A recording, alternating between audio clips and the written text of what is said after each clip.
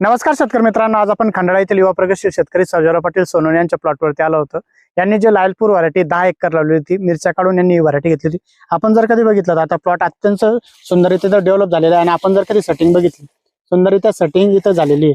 म्हणजे मधमाशीसाठी यांनी पेटी घेतली होती, पण नॅचरली मधमाशी इथं खूप जास्त प्रमाणात आहे। कारण की मधमाशीची काळजी हे घेतात, फवारणी जे ते संध्याकाळी 5च्या नंतर फवारणी करताय आणि उग्रवासाचे जे केमिकल आहे ते फवारणी करत नाही। तुम्ही जर कधी बघायला गेलं तर मधमाशीसाठी जर कधी सगळ्यात डेंजरस म्हणायला गेलं तर इमिडाक्लोप्राइड येतं आणि थायमोथेक्झाम येतं। युरोपियन कंट्रीजमध्ये हे बॅन आहे।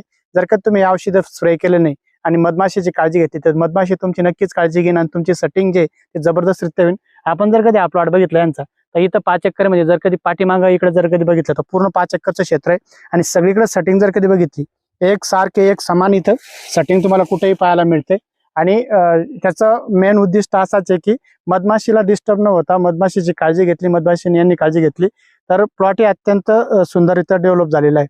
सगळ्यात महत्त्वाचा प्रश्न येतो, खरबूज करत असाल टरबूज करत असेल भरपूरशाच ठिकाणी मधमाशी येतच नाही, तर त्यांचा जो सेटिंगचा कालावधी जर कधी तुमचा मिस झाला तर तुमच्या उत्पादनामध्ये खूप मोठ्या प्रमाणात तोटा येतो। आणि काही शेतकरी अतिरिक्त फवारण्या करतात तर नंतरला मधमाशी बोलवण्यासाठी अतिरिक्त वेगळा खर्च करतात। त्याच्यासाठी आम्ही तुम्हाला सांगतो की सुरुवातीपासून जर का तुम्ही योग्य नियोजन केलं आणि तुमच्या जिथं पाणी असेल तिथं पाणी जर कधी मधमाशांना वगैरे ठेवलं तर तिथं मधमाशीचा वावर जास्त प्रमाणात राहतो आणि तुमच्या पिवळ्या फुलाकडे ते मधमाशी अट्रॅक्ट होणारच आहे आणि तुमचं तिथं जे नुकसान होणार ते होणार नाही।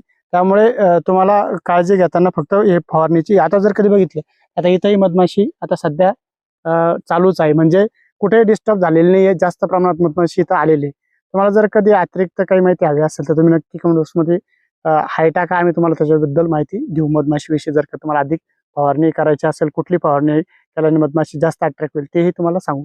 मला जर आमचा व्हिडिओ आवडत असेल व्हिडिओ शेअर आणि फॉलो करायला विसरू नका। धन्यवाद।